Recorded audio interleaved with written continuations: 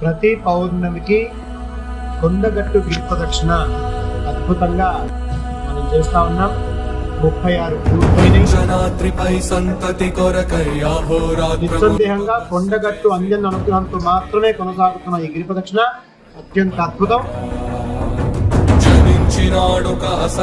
కొండగట్టు దర్శనానికి వచ్చిన పవన్ కళ్యాణ్ గారు గిరి ప్రదక్షిణ మార్గం సుగమం చేయడానికి సహకరిస్తున్నారు. చాలా సంతోషించాలనే విషయం. గిరి ప్రదక్షిణలో పాల్గొంటూ అద్భుతంగా అంజన్ అనుగ్రహాన్ని పొందుదాం.